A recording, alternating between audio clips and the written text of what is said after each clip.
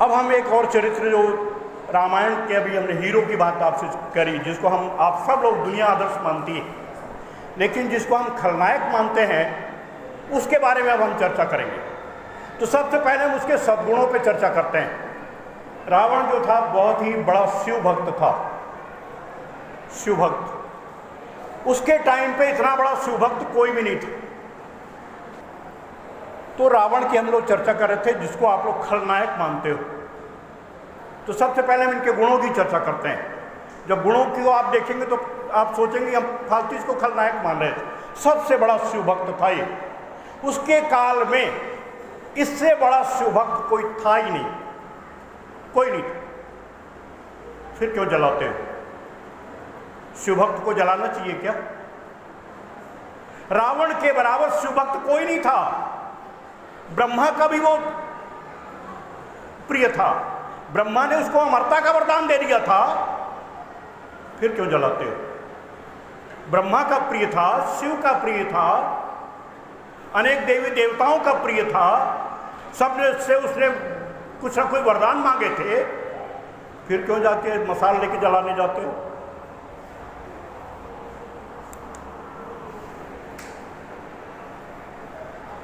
इतना बड़ा भक्त था कि वो शिव जी पर अपनी गर्दन काट के और चढ़ा देता था। है आप में से कोई है सामर्थ? गर्दन छोड़ो, उंगली काट के चढ़ा सकते हो? फिर क्यों जलाने जाते हो? फिर क्यों जलाते हो उसको? और काला ऊंची करके आते हो कि रावण का दहन करके आ गए इतने बड़े शिव भक्त को। इसलिए मैं कह रहा हूं कि उसके काल में इतना बड़ा शिव भक्त कोई था ही नहीं, कोई नहीं था। इसके बाद हम लिए मसाल उसको जलाने जाते हैं। उस कारण पे भी हम आएंगे।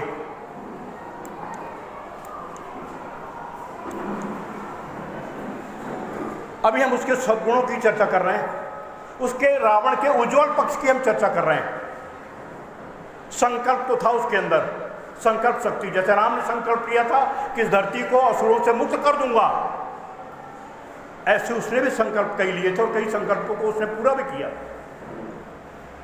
संकल्प लिया था कि शिव जी का आत्मलिंग मैं लेके आ जाऊंगा, उस संकल्प को पूरा किया। वही दृश्य जो गर्दन काट काट के चढ़ा रहा था, वो संकल्प से जीत गया था।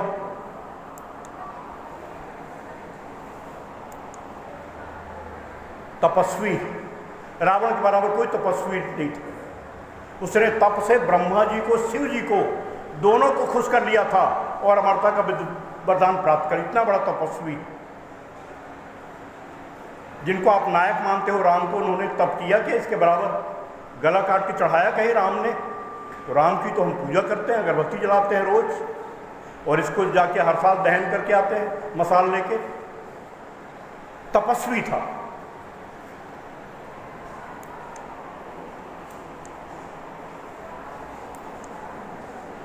कवि था।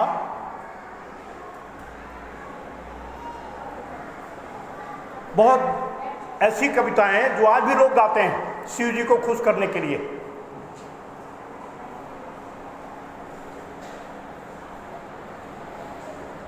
आज भी लोग गाते हैं और उससे शिव जी खुश हो जाते हैं उसकी कविता से।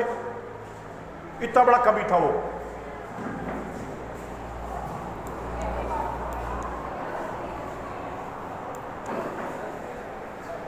मनमोहक उसका जो शरीर था, मुखड़ा था, वो बहुत ही, पहली बार हनुमान जी जैसा विरक्त आदमी, वो जब पहली बार रावण की दरबार में गया, रावण को देखा, वो भी आकृष्ट हो गए उसके व्यक्तित्व से, उसका शरीर देखकर। इतना मनमोहक व्यक्ति था वो। आपको भी तो कोई अच्छा व्यक्ति मिलता है सुंदर, उसकी तरफ आकृष्ट होते हो कि नहीं होते? वो भी था उसके अंदर। फिर क्यों जलाते हो? तपस्वी था, कवि था, मन को अच्छा लगने वाला उसका शरीर था, उसका व्यक्तित्व ऐसा था।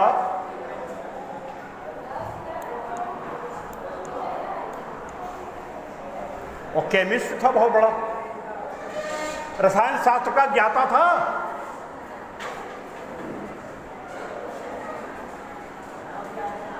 उसने कई रसायनों को मिला करके और स्त्रियों के लिए और बच्चों के लिए बहुत सारी दवाइयाँ उसने बनाई थी। और मंदोदरी अपनी पत्नी के कहने पर उसने एक किताब लिखी थी दवाइयों की उस टाइम पे। फिर भी हम उसको लेके जाते हैं जलाने के लिए। इतने सारे गुण, और अभी और हैं।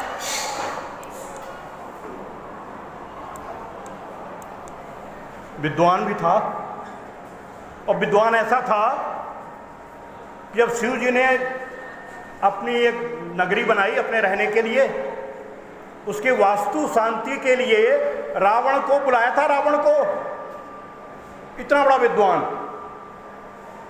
और जब रामेश्वर महादेव की स्थापना राम ने करी लंका में पुल बनाने के पहले, तो था कि भाई किस विद्वान को बुलाया जाए। तो वहां बुजुर्गों ने बताया कि रावण के अलावा कोई स्थापना नहीं करा सकता। तो रावण, भले वो विरोध में था, उनका दुश्मन था, उनके निवेदन पर रावण आके रामेश्वर महादेव की स्थापना करा गया। और यदि कोई शादीशुदा व्यक्ति होता है, आप वो जानते हैं कि सपत्नी को यज्ञ करना पड़ता है। तो राम तो अकेले थे, पत्नी तो रावण के पास ही थी। वो सीता जी को भी लेके आया था साथ में। कितना बढ़िया आदमी। दूसरा कोई शत्रु ऐसा कर सकता है क्या? नहीं कर सकता। इतना विद्वान व्यक्ति। फिर भी हम लिए रुआठी जाते हैं उसको जलाने, क्या रावण दहन करने जा रहे हैं। इतने सारे गुण हैं उनके अंदर। और हैं, शिवभक्त था, पहले आपने देख लिया। क्यों जलाते हो भाई? प्रेमी व्यक्ति था, अपनी बहन से बहुत प्रेम करता था। शूर्पणखा की जैसी नाक कटी, लक्ष्मण ने नाक काटी, वो भागी भागी अपने भाई रावण के पास गई। बड़ा भैया था ना रावण। छोटी बच्चियां हैं, जब कोई माता भैया के पास जाते हो ना शिकायत करने, वो भी गई अपने भाई के पास, रावण के पास। बताई, लहू लुहान नाक लेके गई। पूछा किसने किया तुम्हारी ये हालत? बोले वो दो वनवासी हैं, वो छोटे वाले ने कर दिया। बड़ा तो थोड़ा सीधा साधा दिखता था, वो छोटा वाला बहुत टेढ़ा, उसने मेरी ये नाक काट दी और मेरी दुर्दशा करी है। तो बस प्रति हो गया। इतना प्रेम करता था अपनी बहन को कि उसे प्रतिशोध लेने के लिए कि बस चलो तुम्हारी बेइज्जती करिए ना, चलो मैं उसकी इज्जत उतारता हूँ अब। ऐसा बड़ा प्रेम। सीता को भी प्रेम करता था। सीता का अपहरण करके ले गया,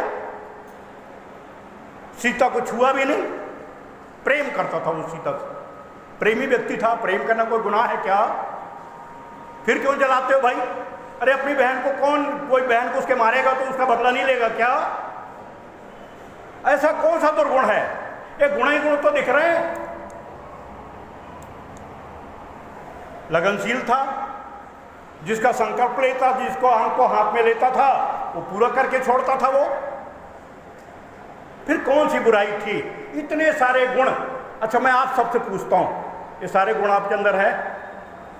पूरे के पूरे गुण हैं या आपके अंदर किसी के अंदर कोई हो तो बता, खड़े हो जाओ कि रावण के इतने सारे गुणों में मेरे अंदर भी ये गुण है। कोई नहीं। फिर भी परसों जाओगे उसको दहन करने। इतने गुणी व्यक्ति का दहन करने परसों जाओगे। यह है उसका उज्ज्वल पक्ष रावण का। किसी के बारे में यदि आप आत्मावलोकन करो, उसका अवलोकन करो, तो कम से कम उसके गुणों का भी ध्यान रखो। ऐसा कोई संसार में व्यक्ति नहीं है जिसके अंदर अवगुण या गुण हो, गुण एक भी ना हो। देख लिया हमने उसका उज्ज्वल पक्ष रावण का, जिसको आप खलनायक के रूप में, पूरी दुनिया में खलनायक के रूप में जाना। कोई माँ अपने बेटे का, कोई पिता अपने पुत्र का नाम रावण नहीं रखता। इतना बड़ा खलनायक और इतना गुणी व्यक्ति। अब मैं इसके अगले पक्ष में जाता हूं, जिसके कारण इतना बड़ा खलनायक बना ही। आप विचार करने की बात आपके अंदर यह है कि इतने सारे गुण होने के बावजूद जो गुण हमारे अंदर नहीं है, आपके अंदर नहीं है, ऐसा कौन सा दुर्गुण था, ऐसा कौन सा गुण था जिसने दुनिया का इतना बड़ा खलनायक उसको बना दिया? हम भी कहीं उसी रास्ते में तो नहीं जा रहे हैं? यह चिंतन करने का विषय है आज। ये चिंतन आपको करना है।